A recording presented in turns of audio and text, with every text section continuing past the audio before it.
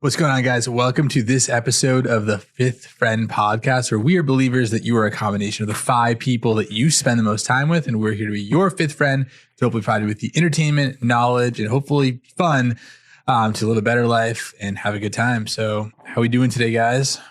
Been a busy week, honestly. I came back, this past weekend. I was traveling in Utah. I went there for a business event, and I got to see a ton of the top business thinkers in the space.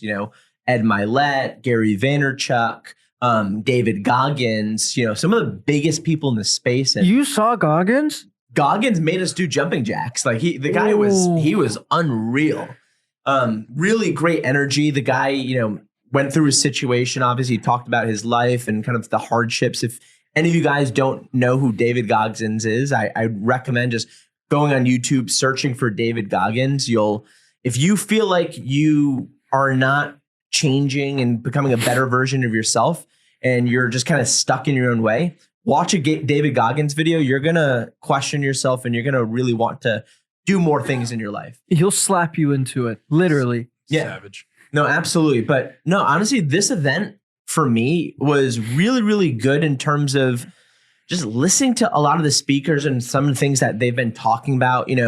Andy Frisella was there. He was talking a lot about kind of the state of the union in terms of what's happening in our country and all the things that are happening, around us. And big political pitch. Political, but also like being able to rally together, being someone that, you're controlling your own destiny. You're not just relying on, the government to do whatever they need to do. That's a whole nother topic in itself. But I think one of the big things that really struck a chord with me that I think I want to have a conversation about today is about kind of dreaming and dreams versus reality. And I'll give a little context here. So when you were younger, right, you were someone that, just was a creative person. You play outside all the time. You had these audacious goals for yourself. You wanted to be a soccer player. You wanted to be, NASCAR driver, whatever it was, that you had in your life. You had these big goals. And then over time, people tell you that you can't do certain things, or you gotta, go to college, or you gotta do these things and conform to kind of societal norms.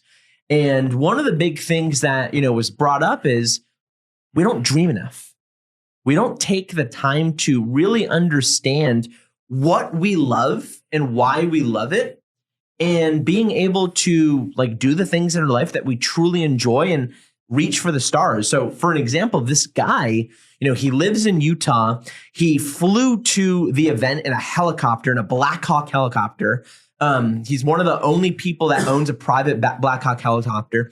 He threw a private event the night before at his house on a mountain that oversees the entire skyline of Salt Lake City. And he has the most premier real estate, the most premier setup. He brought all the best people in the world based on an idea that he wants to bring the top thinkers in one place at one time for one event. That's an idea that he had because of a dream. The question that I have is, do you guys think people just kind of conform to society? They conform to, hey, I know I need to go in, I got to work, I want to start a company, but where's the dreaming aspect to being able to achieve your goals? And if we do dream more, will we accomplish more? I'm curious if you guys have any thoughts and perspective around that. Before we dive into that, this guy owns a Black Hawk helicopter. Yes. $1.9 million for, you can buy a Black He owns Hawk. 3 helicopters. Controller. That's just one of them. Black Hawk helicopter. Why the fuck do you need 3 helicopters? Can he fly the helicopter? Is it like a nautical miles thing? Like, where's he trying to go? He thinks it's freaking awesome. I mean, dude, there's people that buy like $3 or $4 million Ferraris. Like, I would way rather buy a fucking helicopter. But think about this. The reason why he did it is because he dreamed he wanted it, right? He dreamed he wanted to live in this place. He wanted to have these toys. He wanted to do things that are just like, what the hell? Who has this? But the fact that he thought about these things and, he obviously created a great business for himself and he made some impact. But is that what, his ability to dream, is that the reason why he was able to actually have those goals, so that he was reaching for something way above what traditional people think about. So that's the notion of the conversation. I want to get our thoughts around that. I'm so close to exploding on a rant on this idea. Before I do, I want to hear what you have to think about this. Because I'm going to go postal. I will absolutely go postal on this. I think it's all about having a dream and an audacious goal. But what I think people need to also weigh in, and this is just the way that my brain thinks, is like likelihood of success. It's one thing to have this like dream of me being the next rapper, but like, what is my probability of success? And I think when it comes to getting your first win, you should be optimizing for like max potential outcome, but you need to absolutely be factoring in like likelihood of outcome, well, like likelihood of achievement as well too. If I have a 1% chance of becoming the next 50 Cent, but I have like a 50% chance of seeing success and, multi-million-dollar outcome from a boring business, I'll probably do that first, get my first win. And then when you have that first win and the financial security to be able to go do whatever the fuck you want to go ahead and do, that's when you can start getting significantly more creative with your end outcome. That's like my first thought of the topic. Okay. I like that approach. That was a very like 1 + 2 = 3 approach. My quarrel with this idea of pushing away your dreams is all of the programming that has been set for us not to be able to dream or be creative and just to put all of our ideas into a little box. Yeah. Shackle it up and lay it to rest. You said it perfectly. Like when you were a kid, you had all the ambitions in the world. Everything was fun. You could create something out of nothing, whether it be a little idea, whether it be playing with action figures, whatever the fuck it was. Your imagination was limitless. Sure. The older you get, the more people drill you with don't do this, don't do that. You need to think this way, you need to think that way. And whether you realize it or not, good parenting, bad parenting, good friends, bad friends, it doesn't matter. Everything in your surrounding is trying to sell you on a particular idea. And it's not so much that they want you to be in the best position to succeed. They just want to inject what they're feeling onto you. So that's one part of it. The second part of it is that society as a whole doesn't really want you to be successful. There's no place for you being successful if you need to be a piece in an assembly line to get something done for any type of corporation. Control. It's all about control. And conformity, right? It doesn't matter what government you are in what country in the world. The goal of a government is to control the people that live within their jurisdiction. That's it. Right? People would rather feel safe than to enact their freedom. Look at what the fuck has been happening the past 3 or 4 years. You would much rather feel safe and be controlled than have your freedom. If the government, any government, has that type of power over you, sure, what are they doing to mold your minds? So here's a thought there. You're saying that society wants people to conform and fit within these guidelines, but does the average person want that? Isn't the society what it should be is the collective of all average people or all, people in society? Why is there a distinction between what you're talking about when it comes to society and what potentially the average people want? Do you think there's alignment between the two? Well, it's easy to be average. That's what it comes down to. It's very easy to be average. You can make a whatever living, come back to a schmucky life, sit down, watch your TV, have some girlfriend or wife that you don't really care for, and just run along. Sure. There's no resistance towards that. There's no brain power that's associated with that. When you want to go on the other side, pursue your own endeavors, make your dreams come true, there's a lot more friction. And I think that people innately aren't built for that friction. You have to build your calluses up, get your reps in order to be able to overcome whatever stress that is or whatever resistance is coming your way. But the very simple fact of the matter is, people would rather conform to what's going on and live an average life than to do something substantial and be extraordinary. Why? There's no failure associated with being a normal schmuck. If 99% of the people around you are normal, you can just fit in with the rest of the crowd. And that's... Yeah, but why do people want to be normal? And why is that the highest outcome for the majority of people? Why does it happen more frequently than the dreamers, the people that actually go in and create real things? My honest opinion is that a lot more people are dumber than you think they are, and a lot more people don't give a fuck than you think they do. Yeah. So do you think it's a matter of like incapability, meaning like I can't hit those goals, or maybe it's like not being just too lackadaisical about life and didn't even comprehend the thought of trying to like that's what it set is. a goal and hit it? Because I can speak for myself. I remember a time of being in a hot tub and some guys like you know what it's like to have this tunnel vision and you just have this end goal that you're looking for and you just want to hit it. And I looked at him and was like, dude, I have no idea what the hell you're talking about, man. Because I didn't have that goal. You know what I mean? It just wasn't clicking. People aren't conscious of like that is a thing. If you were indoctrinated into this system and it's all you know, and it's just the path set in front of you, you never even took a second and thought about what you actually wanted. And I think if people took a second, think about what they actually want and kind of think through every element of that path in order for you to get there, see it, visualize it, understand what step-by-step needs to be done to get there, then I think this would be happening a little bit more frequently. But I think it's honestly just like unconscious living more than anything. Yeah, you just become a germ. It's not that difficult. It's difficult, but it's not that difficult. Well, it's not that difficult. I think that there's more resources than ever to do, which makes it not that difficult. But I think the difficult part that everybody has a problem with, even us in this room, is looking ourselves in the mirror, understanding what our actual truth is, and then building a game plan around that. But the majority of people, they just hear lies all the time about themselves, about the world that they live around them. Feels good, right? Everything is suppressed. Everything is watered down. Mm-hmm. It's really difficult for you to look yourself in the mirror and say, I'm good at these things. I'm really bad at these things. These are the things I need to change. I may be overweight. I may be this, that. I'm addicted to porn, whatever the fuck. List goes on and on and on and on, right? Step one is doing that. Just admitting to yourself what the fuck is happening. If you can get over that, you could put the pieces of the puzzle together. But that action in itself will hinder a lot of people from doing it. And I don't think that most people want to have that conversation. And I really think that most people won't it's either. Because it's uncomfortable, right?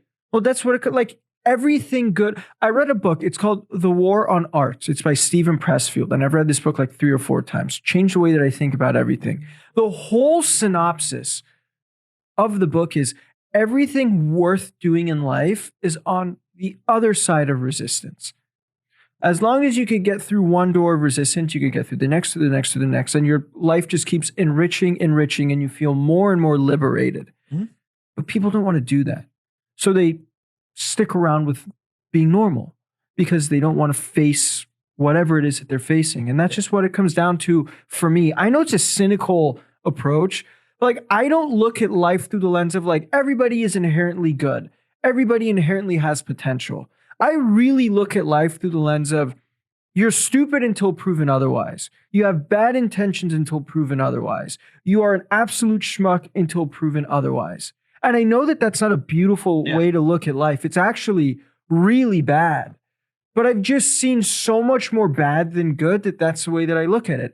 And the people that are doing something for themselves, even if they're not where they want to be, that's okay.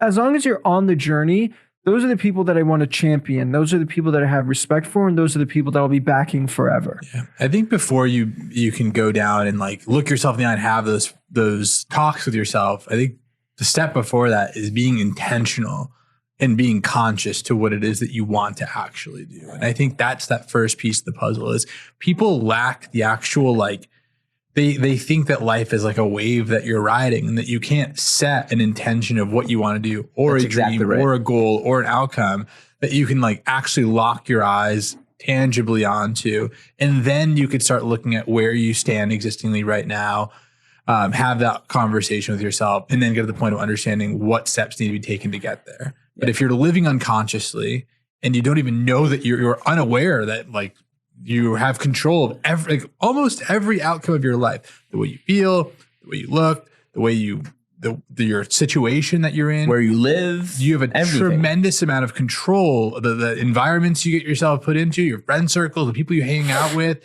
you have a lot of control of most of these things. There are some intangibles that you don't have control of. But I think if you can be intentional of what is it you want, get very, very clear on that, and then you can start working towards it, that's when you're going to allow people to dream. And going back to the question you asked is like, why do people don't actually dream enough or set those goals is because they're just riding unconscious realistically.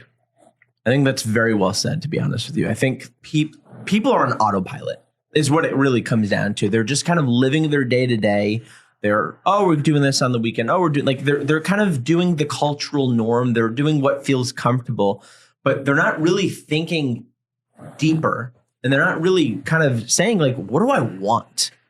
And it doesn't need to be a helicopter. It doesn't need to be any of those things. No. But it's like maybe I want a family of 4 kids. Just whatever's fulfilling. I want to go on a boat every day of the weekend or like whatever it is. It's like having that set goal, you know what I mean? And just working towards that every single day. But your dreams can be like, you can dream for everything. You can dream for something small, but you can also dream for way more, right? And that every person will have a desire of what they want. Yeah. Realistically, for me, I want to dream for the stars. I want to achieve and experience as much as I possibly can with the one life I have.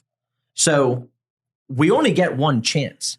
Why would you live your life being average? It doesn't make any sense to me if you are 1 in 800 billion to be a human and you get that opportunity to live one life. You don't know what's happening, in the next step of your journey. Why would you live your life being average? It makes absolutely no sense to me. And I honestly feel bad. I disagree with you and where you said that, this is your thought process in terms of like how you think negatively of people. I think positively of every single person in the world. And I want everyone to be successful and hit their goals. But the truth is they get stuck in their own ways, right? Their upbringing can limit them. The people that they surround themselves can, limit them from being the person that they should be. The whole purpose of this podcast of Your Fifth Friend is so that you can be exposed to ideas that just shifts you 1%, that changes one little thing about you. And that one little thing, hopefully if it's a positive thing, will be an infection that will allow you to transform. I'm going to give an example of a friend that I have. Okay. No name. No name. He'll know who he is, but no name. This person lost their job 4 months ago. Okay. 3-4 months ago. Okay.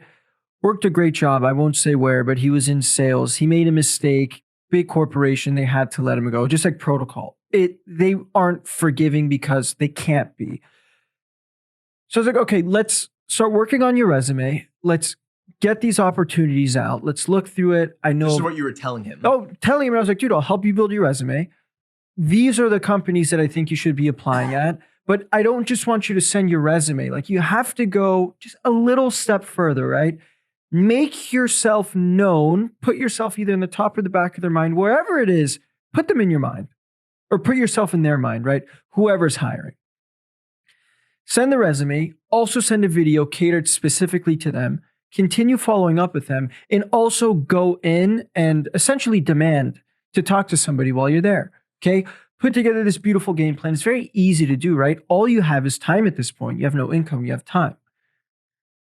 Week goes by. Haven't heard from him. 2 weeks go by. Haven't heard from him. 3 weeks go by. Haven't heard from him. A month and a half later, I'm like, dude, what the fuck is going on?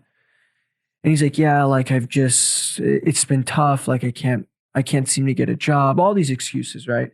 And I hit up his roommate and I was like, dude, like what the fuck is going on with this guy? He's like, yeah, like he's been playing video games literally all day long. Like literally from the moment that he wakes up to the moment that he goes to bed. Like stuck in a complete rut. Like his dog will like shit on the floor and like literally diarrhea on the floor and like he won't even clean it for like 4 or 5 days. Why do you think he's just doing that? He's just so dialed in. Why? He's depressed. He's depressed, but I also think that like he's a pussy. Like, yeah, I think it's just a matter of like not taking yourself seriously enough is really what it comes down to. If you're someone that takes yourself seriously and takes your outcome seriously, takes your life seriously and has goals and has ambition and isn't here to just waste time, then you just get the fuck back on your horse and you start making progress in the direction that you need to make progress on. I agree with both of these sentiments. I think depression may be a thing, right? Like it's not something I agree that you latch onto, but people can have feelings of depression. It's a matter of how soon can you recognize that it's there? And what are you going to do to get yourself out Some of it? people don't have that self-awareness to snap out of it. I think, we definitely do ourselves, but Of course they do. And here's my problem with it. I've battled with anxiety for a very long time. I literally have a serotonin deficiency in my brain. sure. If you tell me that you don't know that you're depressed and you don't know that you're anxious, you're a fucking liar. And you're labeling yourself with it in advance. So it's like, it's very clear that you know. It's very easy for somebody to say, oh, I'm depressed. Like you could latch on to that. That means that you're giving yourself all the excuses in the world not to do what you need to do because you've already labeled yourself as I'm depressed, right? Yep. I'm not saying those feelings aren't there because I firsthand have felt it for many years. Valid. The feelings are absolutely valid. Like there's times where I'm like, dude, like I really can't think straight. I need to take a step back, identify what's going on, work myself through it, and come back harder than ever and stronger than ever. Yep. But you have to have the realization to do those things. So that's on the depression point. More on your point. One, you're a man in an able body that can perform. Okay? So you're capable. You're absolutely 100% capable of going out and getting a job. The fact that you're not, in my eyes, you're just a bitch. You're a pussy. Like if you are an able, willing human that can go out and make somebody's life better in any capacity by serving the community, getting a job, whatever, making an income for yourself, and you're not doing it, you're a bitch. He has no motivation. Really, he or she, whoever it is, that person does not have motivation. They don't have a vision of what they want. They don't have goals on what they want to be able to do. They're, again, back to what we were talking about earlier, they're in that rat race. They're just kind of coasting. They don't have the intention to want to win. And if your intention was really there at wanting to progress and get out of the situation that you wanted because your intention is to get to a specific place, whether it's a dream or whatever it is, that outcome that you want to be able to get to. If you have that, you'll do what needs to go get out, especially if someone's giving you the prescription. They're giving you the recipe. The number one thing that this person can do in order to change his thought process is get into a routine. I'm so glad you said that because what I told him is to get out of your rut, what you need to, bless you, to get out of your rut, and I learned this from Ed Milet. What you need to do to get out of your rut is to do little things every single day. Make those promises to yourself and do them. Yep. They could be as small as wake up in the morning, make your bed. As soon as you do, go brush your teeth. Once that's done, go make yourself breakfast. Once you've done that, do whatever. And those are wins, right? Those are small wins. You're stacking momentum, but more than anything, you're making a promise to yourself. You're delivering that promise to yourself. And the outcome of that is confidence. Yep. Okay. So it's like, just do these things, right? Just little things throughout the day to get you out of the rut. Doesn't do it, right? Another thing that's a problem, and I think that this is really, really bad. I want to hear both of you guys' thoughts on this. What he hit me with, and I didn't even know that this was a thing. He was like, yeah, like I'm just on disability right now. Like I get a check every week. And I was like, what? So yeah, like I filed for disability and unemployment. I get a check every week. So he's just coasting. And I thought to myself, this is exactly like what society wants for us. They want to continue making the weak weaker. They want to be helping the weak.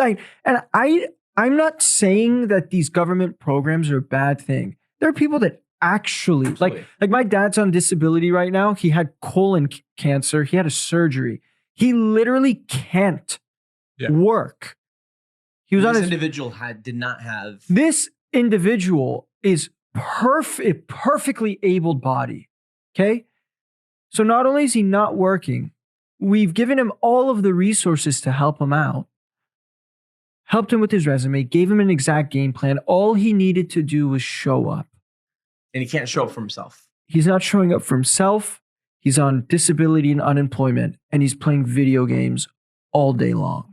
It's interesting. I mean, I'm trying to look back at my life of like when I've been in situations like that, or if I ever have, and I'm thinking back, and it's like I've had times where I was like applying for jobs and stuff. It's like I didn't have the prescription as like clear as it's being defined here in this specific scenario. But you still went for it. Yeah, and I'm just curious of like like what exactly is it? It's like you clearly just don't want it realistically. I think what it's mean? because there's a lack of drive on what he wants to accomplish in life. For you, before, you didn't know what you wanted to accomplish. So you probably were still doing it just because you wanted to be a able and functioning human, but you weren't doing it to the velocity that if you were ever in a situation like that now, you would be acting on it 10 times more aggressively because you have goals that are more specific, more defined than the average person. I'm going to flip this whole scenario around right now. Go ahead. Do you consider yourself like a pretty like mentally strong person? No, I actually don't at all. You put your head towards something. So if you were out of a job and would you be collecting unemployment playing video games 24 hours a day, or would you be able to like get? Oh no, dude! Out of sheer insecurity, I would do everything that I could to get out of that. Yeah. What about you? Do you consider yourself someone that would be able to chase down? Extremely mentally strong. Beautiful. I would consider myself someone that like if I was in that scenario and like I didn't just want to take a break for 6 months intentionally for sport. I would never. Cool. So I guess the question I want to spin this around with is where in your life do you have all the tools necessary to succeed? You have the prescription, you have the time, but you're just being a fucking bitch. You're not getting it done. Great question. Always exercise. For me, it was exercise up to 3 months ago. Now I've been honestly religious at it. My morning routine has honestly changed my entire life. It's made me a better version of myself in every aspect of my life, including as a professional. So where is that element of weak? Like, is there that element? Do you have the element somewhere in your life? I did. No, but like, let's say it's not, or is there anything that it is present at? And then how do you apply consciousness and how do you get out of the same situation that homie's in? There's a level of desire that comes through every single piece of what you just talked about. Like if you don't have the desire to do something, you won't do it. Maybe he doesn't have desire. I look at myself not going to the gym and I literally think to myself, you know what? And this is a fucked up train of thought, but I was like, dude, like I eat well. I look healthy. You're lean. Yeah. I'm lean. Like I look great. I look fit. Even though I haven't lifted a finger on anything, I'm cool with that. And that's sheer complacency.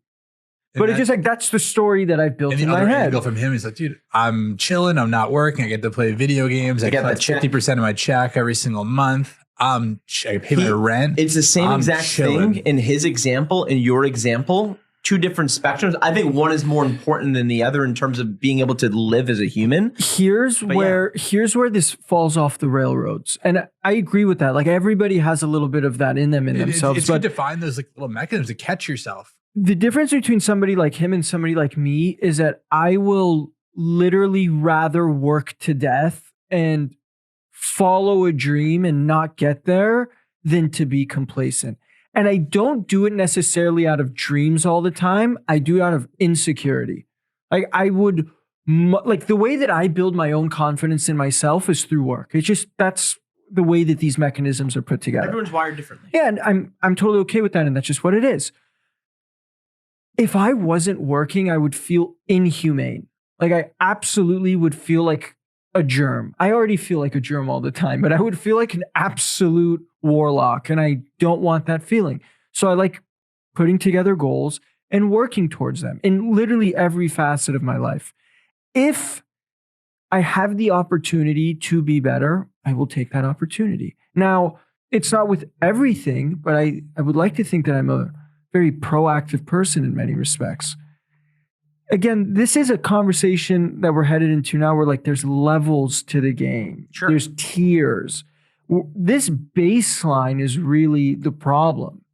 When you start going up the Richter scale, you can always find things to work on. You can always find things to improve on. And if you're a person that has any type of discipline and motivation, you'll get there and you just become a better and more stacked person. I guess a better way to word the question would be then is what element of your life do you have desire to go and win at, but you're just not doing the work? You know what I mean? That's more. Now that's a good question. That's the one there where it's like you have desire, you know you want to do it. You have the prescription of what needs to be done, but you're still being a bitch because that's the exact scenario that homeboy number one is in over here. I don't have the desire to exercise, to be honest with you. I'm not asking for exercise. No, I'm just saying, like, I'm talking out loud. I really don't have the desire to exercise. That's cool. I mean, that was it for me. That was literally what you just said was exactly what it was for me. And I'll speak for myself that I've had that desire for years, but it was me being a little bitch and not putting the work that I knew I needed to put in consistently over time. And if I saw myself as my ideal version of who I can be. Your 2.0. My 2.0. Okay. I am absolutely that person. So why, if I have the opportunity to be that person in real life and not just in my dream, going back to the main part of the conversation, why in the world would I not be striving every single day towards that outcome? And why would I settle for the person that I am now? Because we've all here have done a lot of great things, from a business standpoint. And I could say I'm comfortable with that. But being comfortable with where we're at is what the bane of our existences can be if we don't take the time to actually improve and get better each and every day and set new goals for ourselves. We need to recalibrate and reset who we want to be in our next version, right? I could be in level 8 and your friend could be a level 2, but I'm still trying to get to level 20, right? Why would I stop? And that's my thought process. We identify a dream and he needs to have a driver. Those are two things that we're talking about. Let's just boil it down. Whatever my dream is great. My driver is fighting insecurity. What are your guys' drivers that are pushing you to continue doing this? Is it to win? Is it for your ego? Is it because something's missing inside of you? Like, it could be anything, but what is it? For me, I'll explain it because it's very clear for me. It's knowing that I have the ability to be the best version of myself, and I have the ability to do it, and I haven't achieved it yet. My knowingness of being able to do anything that I put my mind to, I know I can do that. But the fact that I haven't achieved certain aspects, knowing that I have the ability to do it is my driver. For me specifically, that is exactly what my driver is knowing my potential and knowing that I haven't hit it yet. I only want to run faster to that person that I know I should be. Drives you crazy, doesn't it? Exactly. It really does. What about you? I don't know. I think I'm just too like level set of a person. Like, I think for me, like, transparently, the way it is like, I just know there's progress to be made and I want to make that progress. Like, I know that there's a long road ahead and I just want to keep at it. And whether it's slowly but surely without stopping and taking the foot off the gas or running extremely fast at it, as long as I'm making progress and moving in the correct direction of what my desires are, what those goals are, it's that. Like, I don't have this like burning flame of like, but here's this guy's literally the definition of homeostasis. But listen, here's where I'm going to challenge you.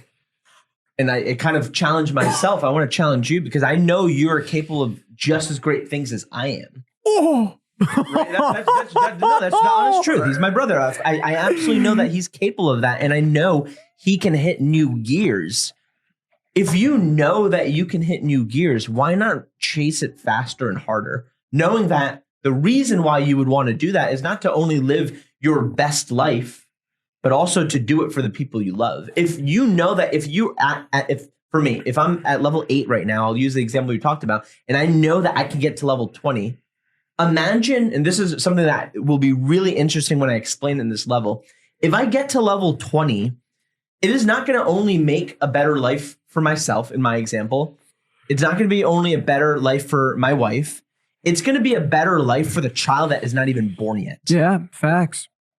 I'm going to ask you that question. Why not chase it harder? Before you answer, can I just say something?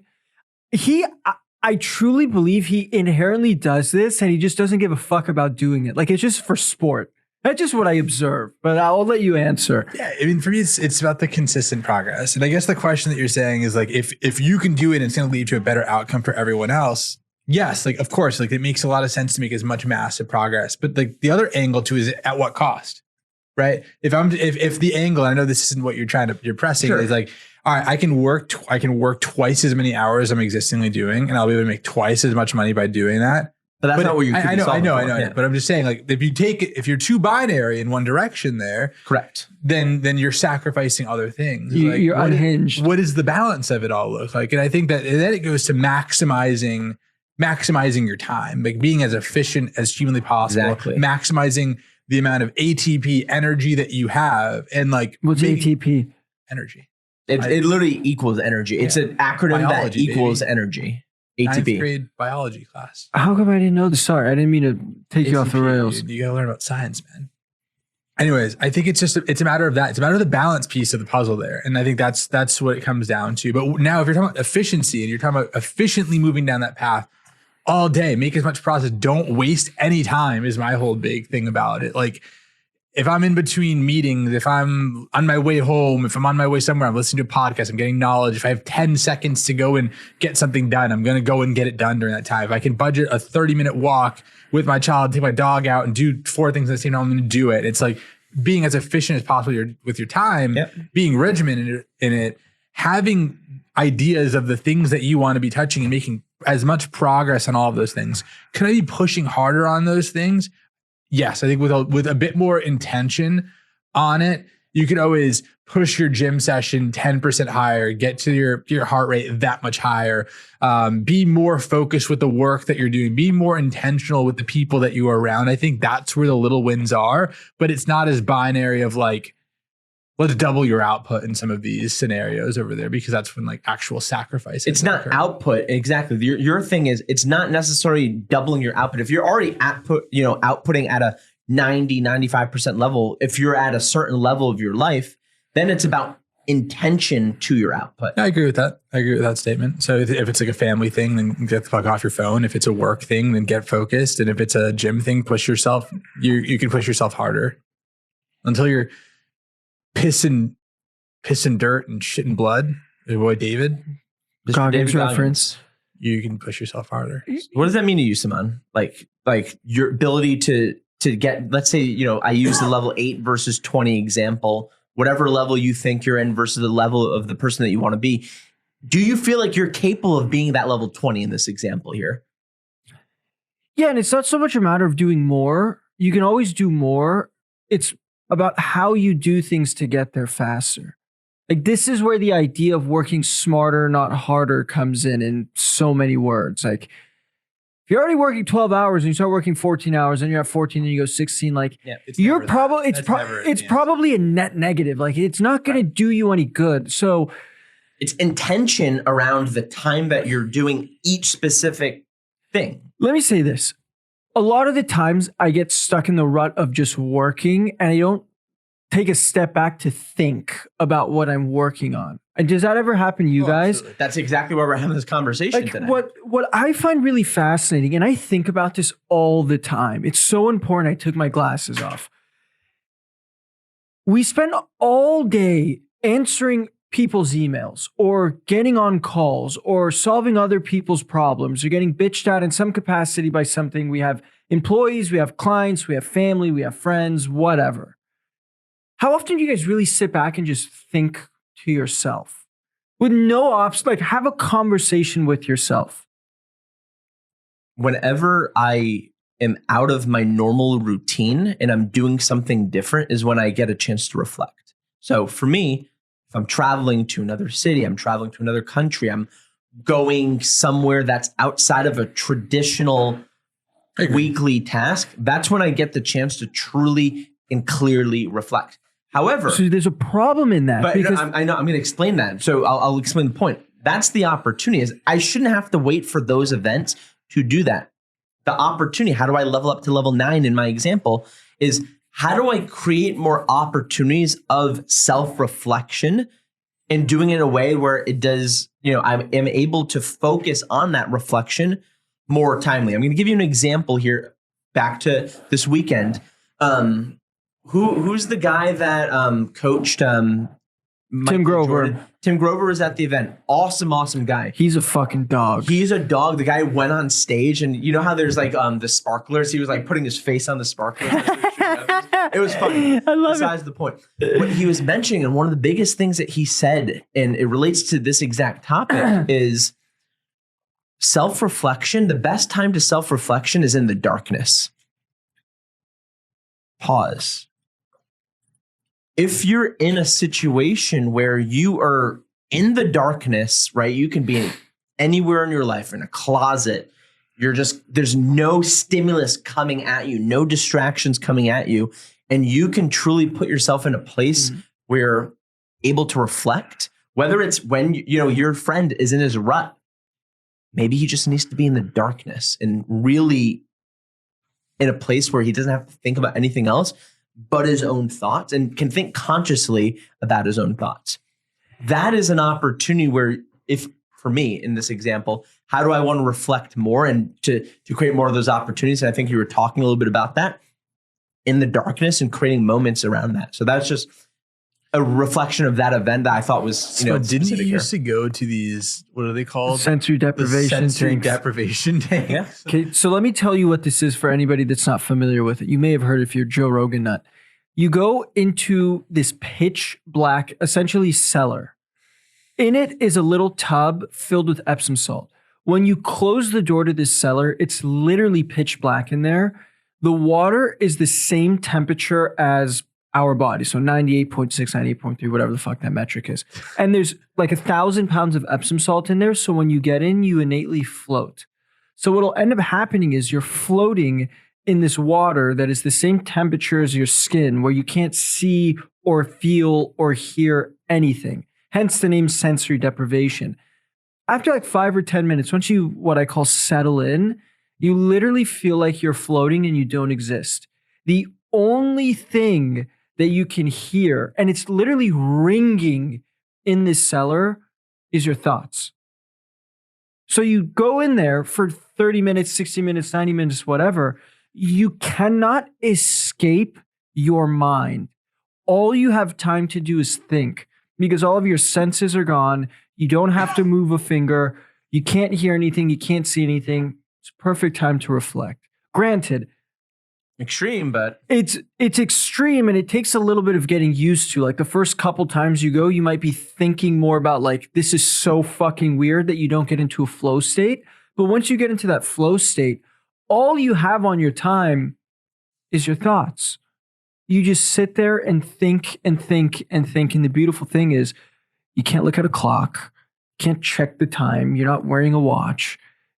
You don't know whether it's been 3 minutes or 3 hours that you're in there until like the little horn blows off. And you just sit with yourself and sit with your truths. It's almost psychedelic, to be honest with you. Like people go on these journeys for ayahuasca to get to know themselves and blah, blah, blah. Sure. I would say that this is one tier down. But yeah, that I used to do that all the time. I think it's great. I don't really have any like business ideas when I'm in there. That's where I take inventory of who the fuck I am. But that's kind of what you were going back to and what you asked the question where I shared that is like, you have to kind of take the time and smell the roses once in a while and reflect. Maybe it's just a matter of budgeting the time and with some frequency to make it happen. You know what I mean? There's people that do their journaling. There's people that do all those things. It's like, I agree that there's an opportunity to budget your time and to make sure that you're consciously spending that time to be intentional with whatever it is that you're looking for. So if these are your goals, like, all right, are you making progress? Are you not making progress? Have you defined your goals on all of these things? What can you be doing to continue to progress in each of these avenues? Yeah. And just applying more and more pressure. Because if you do consider yourself a person of intensity that can bring it to whatever it is that you want to bring it into, why not spend some intention on understanding how do you continue to turn up the knob on not just one element of your life, but maybe the 4 or 5 that are what you consider important. Yeah, what you consider to be really important. That's a really good way to look at it. I think that we like to fix things when things are going wrong. Like innately, that's how humans are. Something's wrong, I have to fix it. But we don't take inventory of those things until we see It's that not being they're done broken. proactively. Yeah, exactly. It's a reactive state, not a proactive state. I'll give you a perfect example. Like if you're not spending time with your wife or your girlfriend, and like, I bet like a month, 2, 3 months can go by, whatever. An extended period of time will go on until they say something to you. At that point, you're like, oh, maybe I should fix this. But it's not like you haven't felt that distancing throughout whatever time period that was. Like, you know that it's there. You just haven't done anything to fix it until it really slaps you in the face. Mm-hmm. I don't want to live my life from that lens. I'm not saying that I do, but I have a really giant fear of that. Like letting things get too far along before it gets fixed or remedied or thought about or identified. And I'm actively thinking and picking through those parts of my life and seeing what I could do better in all of those little parts of your life where you see those opportunities, right? Yeah, in all ways. Like, I'm a pretty off the cuff type of guy, and I'm a pretty extreme type of person with what I do. And I need to be auditing those things all the time to make sure that I'm not over the ledge or act too crazy or say something too stupid or misbehave in a certain way or be destructive to the people around me. And it takes a lot of self-control, and it takes a lot of just being honest with yourself and like, hey, dumbass, slow down. Well, let me ask this question that kind of relates to the beginning of this conversation. Would you rather be an extreme person that cares about something? Yes. Or you already know what I'm going to tell you, or that average person that just coasts? I would way rather be eccentric and extreme and live life that way and pursue something that I define to be meaningful than the latter. I could never live a normal life. I just couldn't. I'm not saying that I'll be rich. I'm not saying that I'll be poor. I'm not even saying that I'll be a good or a bad person, but I don't want to live life the way that society has told me to, or the way that my mom or dad want me to. Like, I don't know if I'm going to die tomorrow. I really don't. I want to be intentional with what you want. I want to make life worth living for me, and hopefully that'll be a life that I can enrich for others. Okay. So, guys, as we wrap up here, like, what are the takeaways from this conversation? And anyone who's listening to this podcast, holy shit, you guys need to share this with as many people as possible. There is so many things that we're talking about today that I think it needs to be heard by a lot more people. People need to freaking wake up, and they need to understand that they only get one chance at this life. And realistically, if you're not taking full advantage of these opportunities, you're wasting it. When was the last time you guys had an aha moment like this, where you took like a real good audit of what's going on? I think I do like surface level audits, but I think what's important is to like really get deep on it and to like not be like, all right, cool. Like, yeah, check mark, I'm doing this, check mark, I'm doing that, check mark, I'm doing this. But it's like, how do I get that better? And I think that's what the opportunity was. is. Today, this conversation here, a little bit of an eye-opening wake up for all of us here? Like, was this a good early conversation? Stages, but there's a lot of work to do. It's the early stages of saying, hey, you should go and analyze what's going on. But now there's some work ahead of you to actually go and conduct that analysis. So as we close out here, turn the volume up. As we close out here, let's break it down. Like, what are the things we would do here to kind of analyze, hey, like, how do we actually become more in that dream state, vision state, execute as a result of those two things? You know, how do we actually go ahead and implement some of the things that we've talked about today? What are the things that we will do tangibly? What are some of the things other people can do tangibly to go in and actually be more in this dream, vision, execute state? I think number one is to decide, number one is like, whatever you're going to do, have some conviction and really want to win it. Whatever, that's first thing. I agree with that 100%. Like, you should be one of those people that, whether it's gaming or whatever, like come at it with a bit of intensity. So that's one.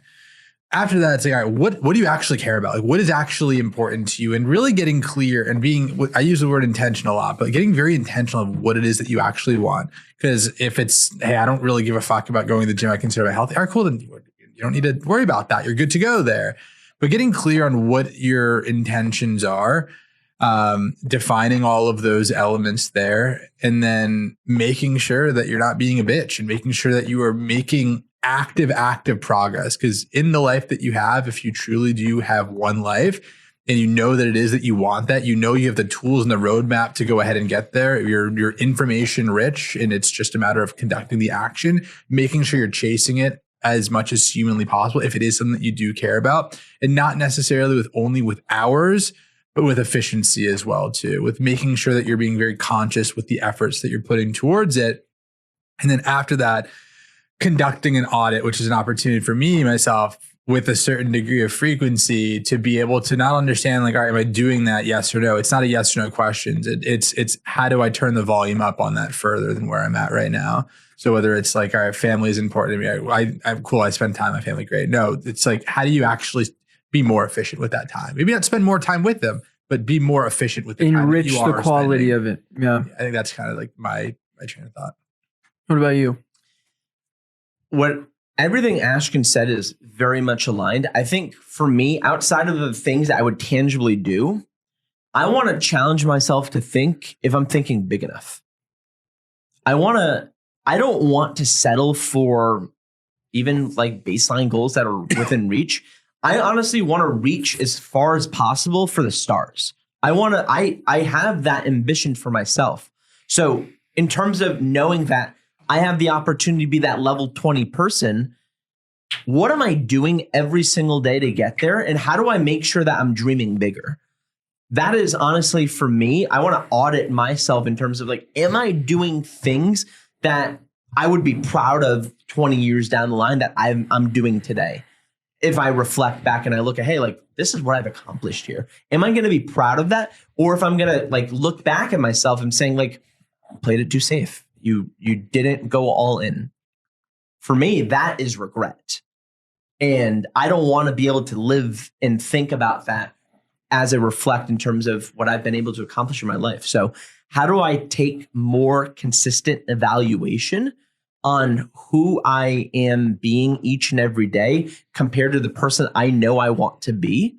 And how do I make sure that I am consistently reevaluating myself, fine-tuning, changing things 1% in different areas so that I can continue to level up as a person, be a better version of myself? That's exactly what I'm going to continue to do on my end. I think to sum this up for somebody that wants to get better, you need to find what the dream is. You need to find what your drive also is. And I think that needs to be deeply rooted in some type of fear that you have or something that you're disgusted with or something that you can't tolerate any longer, to continue viewing life from that lens, to continue pushing you forward. That's what's going to get you to change. When you get to that point of understanding that this disgusts you, I don't want to be this person, that's when you're going to change. There has to be an inflection point, and I think you have to identify that. Be very honest with yourself and know who the fuck you are. Whether you're happy with who you are, you're not happy with who you are, you have to truly understand who you are and then build the pieces of the puzzle from there. Your journey and the way that you motivate yourself and the way that you develop your discipline is entirely different to him. Yep. And it's entirely different to me. You have to know your own cheat codes. You have to understand who you are and how you operate in order to make yourself operate better. So it's just a matter of having some really hard conversations with yourself. But I promise you on the other end of it, you will feel so much more liberated. And to your point, we're in a world of so much information. It's rich in information. All of the technical skills, all of the EQ skills, any skill that you need, you literally have at your fingertips. Yep. It's a matter of molding the mind to then mold the skills. 97% of things we already know how to do. Just doing it. We already know how to do 90% of things. If I want to become, better, more healthy, I already know what I need to do to make that happen. It's just going ahead and executing on it and understanding if your person that you want to be at the end of your life and as you continue to level up, is that more important of reaching that goal versus the pain that you have to take in order to get to that person? That's exactly it. I will end this with one last final point. The person that is sitting here, listening in and spending his last, hopefully, hour or so with us. And it's just going back to the point of you have direct control of the outcome of your life. You are in full control of the strong majority of the things going on. And if you can go ahead and the faster you realize that, the more successful you'll be when it comes to hitting these goals. Amen. So point your gun at wherever you're looking at and whatever direction you want to be able to move into and start moving in that direction. Spray. Guys, that was an hour or whatever of gold. Absolute gold. Listen to it twice. Share it with your friends. Share it thrice. Share it with everyone, man. Share it with everyone. This is a really awesome conversation, guys. Really great conversation. Give us some love. We love you guys. Your fifth friend. We're here for you guys. We'll see you on the next episode.